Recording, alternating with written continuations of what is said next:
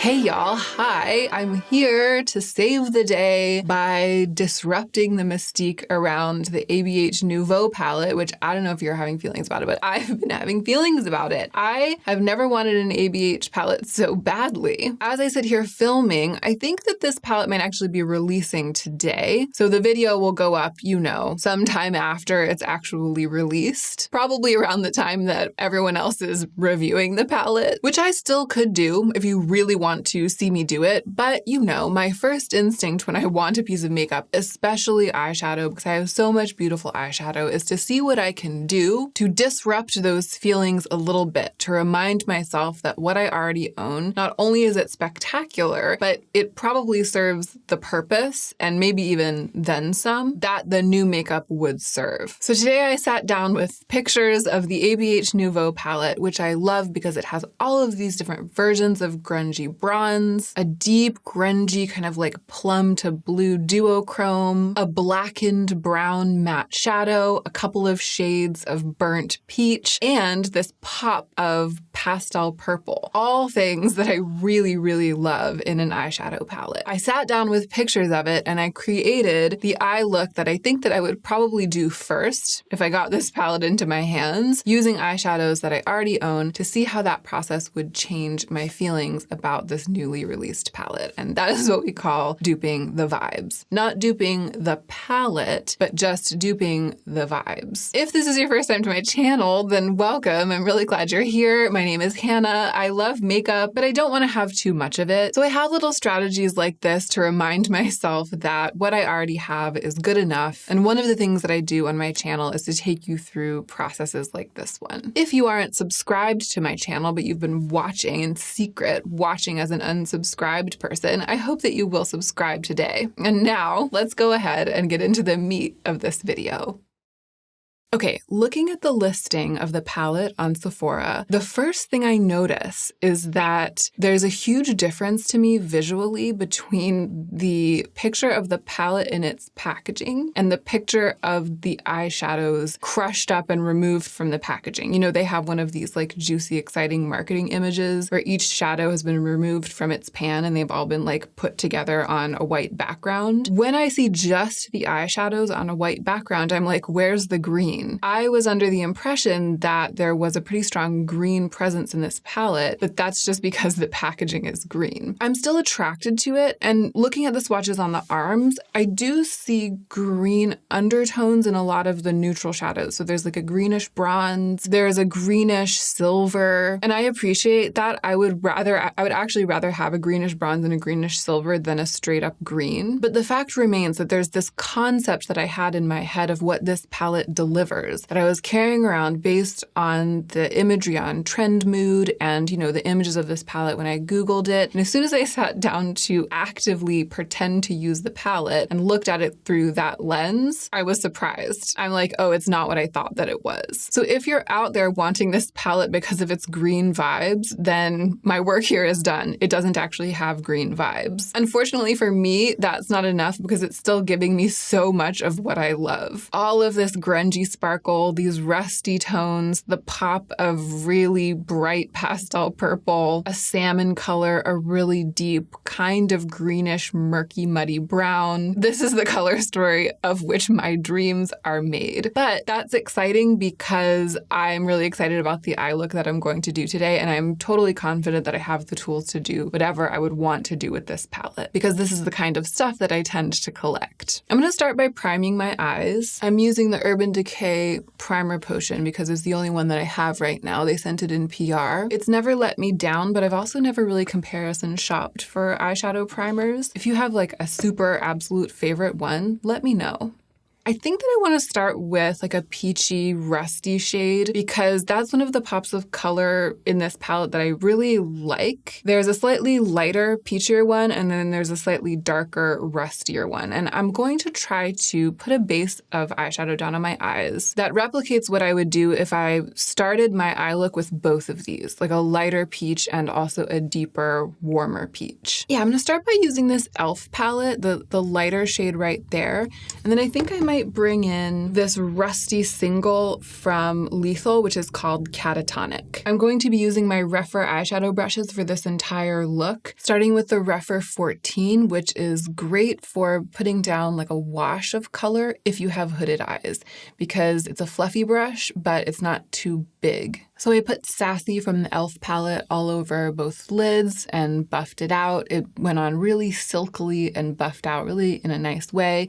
And then I used the same brush actually in the Lethal shade and put that in the outer corner and just kind of blended it in. And I'm feeling glad that I started this way, because one of the things that attracts me the most to this palette is the presence of those like grungy golds and bronzes. So there's like a grungy greeny bronze. There's sort of like a more gold warm neutral bronze. There's a really dark, almost like blackened, almost burgundy metallic. Those are the kinds of eyeshadows that I use all the time. And also like a shiny peach all the time. That's my default eye look. And it's tempting to dupe the vibes of this by just doing my default eye look. But I don't need to buy a new palette to do my default eye look. It's my default look. I can do that with almost every palette that I have and a whole bunch of little singles and, you know, individual cream eyeshadow components. I'm not struggling to find things with which to do that kind of eyeshadow look. So I've started to create a look that I feel like is the look that this palette would push me to do, that's a little bit outside of the usual lane. The more exciting, dynamic version of what I would do if I had this palette. Starting with these like burnt peach tones, it's definitely that. And I think that in order to really fully lean into that, I have to also use the purple or something purple. I'm actually going to keep mixing e.l.f. and Lethal. There is a purple in this e.l.f. palette, but it's a little bit less of that like bright white-based, almost glowing pastel purple. It's a little duskier than what we see in the ABH palette. And I also have Altitude from Lethal, which is a much more blue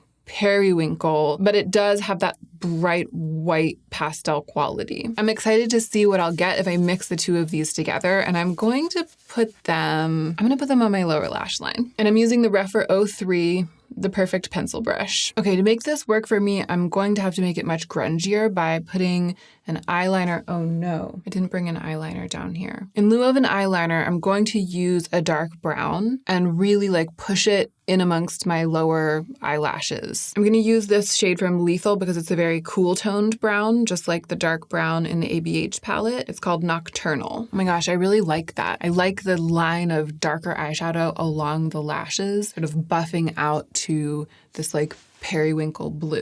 But I think that I want to diffuse the blue purple more and make it sort of a wider surface area that's softer. So I'm going to use the Rephr 26, which is like this big giant pencil brush. Okay, I feel like putting blue purple, like a soft pale blue purple underneath the lower lash line like this and buffing it out onto the skin underneath the eyes is a real choice because it kind of imitates under eye circles. You know what I mean? Like shadows under the eyes. But I think in this case that Altitude, the Lethal shade, is pigmented enough and bright enough, strong enough in color that it's really holding its own and making it clear that it's eyeshadow. We'll see how I feel by the end of the look, and maybe you'll feel differently, but right now I actually really like how it's looking. Okay, let's get back to the lids. I want the star of this look to be whatever I have that will stand in for the shade called Peacock in this palette. It's a really shimmery, creamy looking duochrome that shifts from blue to purple. And I love this kind of thing, and I have so many things that will work. I immediately thought of River from the Gila palette. It looks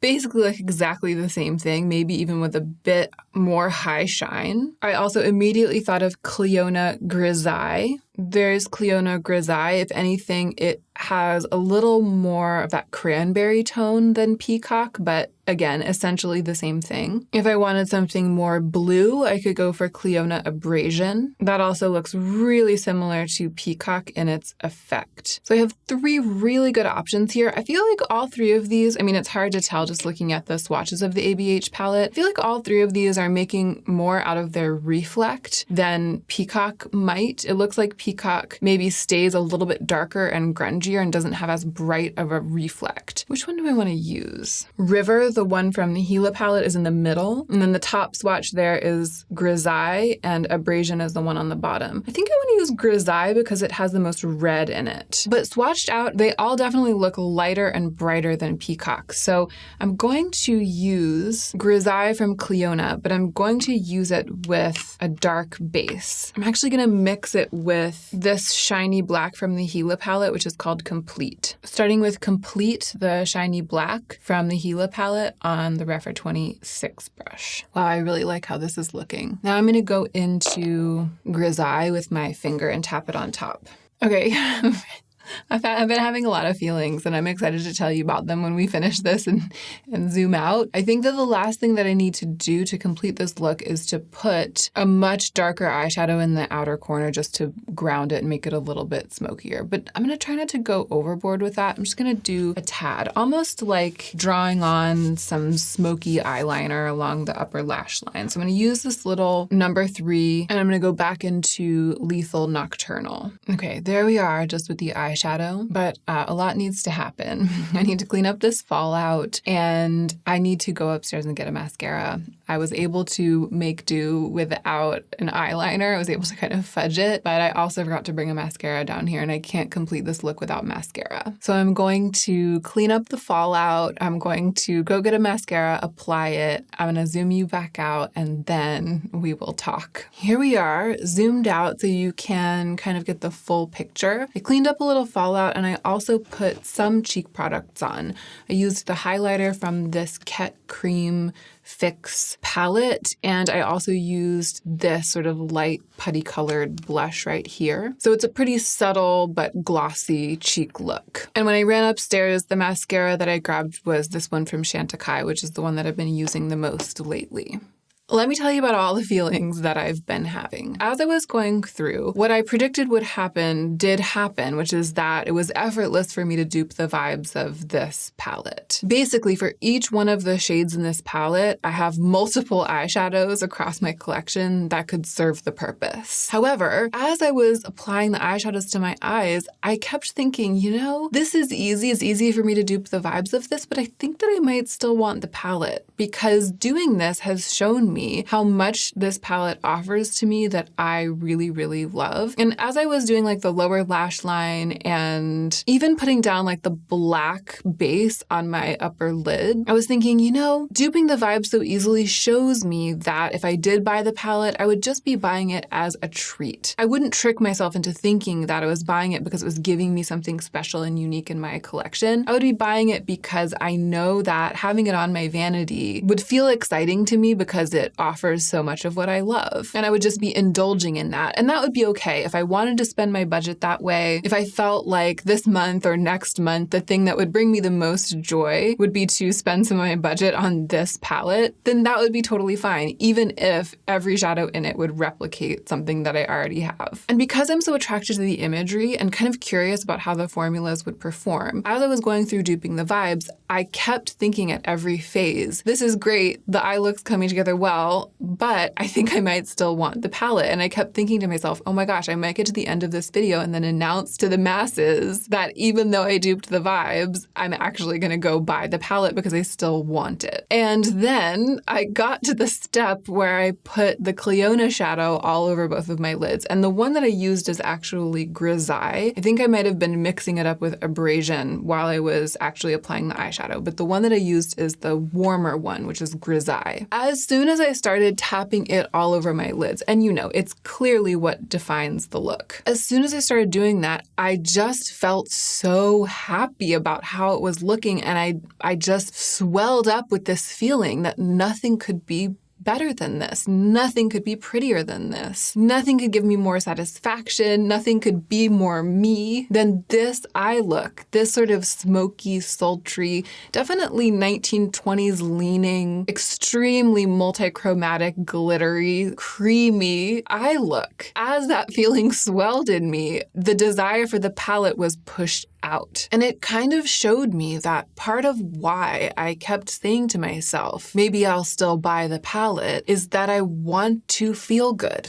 Like I wanted to feel good. And looking at the images and using my eyeshadows on my eyes was really making me think that buying and owning the palette and using it would make me feel good, which is of course true. I mean, I think, unless it's total garbage, we'll see. I'll keep an eye out for the reviews. But if the formulas are decent, then yeah, it would probably make me feel good in a way that's very reliable for me, because I know that these colors are really useful for me and using them on my eyes makes me feel good. So I was sort of making the connection between the way this palette looks, what I like to do in the everyday, and what makes me feel good, and coming up with the thesis that buying the palette might still make me feel good, even though I already can dupe the vibes with what I already own. But when I started using the defining eyeshadow of this look, this extraordinary shadow from an indie brand, it really made me feel good. It gave me that feeling that I love from doing art on my eyes, from playing with really exciting makeup. And it reminded me that duping the vibes isn't just about making sure that you can imitate what you would do with the palette using what you already own. It's really about reminding yourself that you don't have to buy something to feel good. The way in which makeup feels good is already accessible to me with what I have. It goes way beyond the colors, the textures, the eye looks that you would make. And I think that because this palette is so tailored to me, like it's so incredibly perfect for me, even more than I think probably anything that I've ever focused on for a dupe the vibes session. Like this is so me that it's something that I could see myself designing, you know? I think that because of that, duping the vibes in terms of color wasn't enough. I had to get to the point where I was duping the vibes of joy, the ecstasy of finishing a really exciting look to get the job done. The job being basically obliterating my desire for this palette. And I think that I've done it. I think that at this point, I would be happier using my Cleona shades again to create variations on this theme than I would be buying this palette. When I started applying Grisaille, first I was like, oh my gosh, nothing could be prettier than this. I feel amazing. And then I was like, ABH could never. And I kind of feel that way. I mean, maybe when people start reviewing it, I'll be proven wrong, or maybe I'll swatch it in store one day and I'll be like, oh, actually, they really went the distance. But I doubt that we're going to get this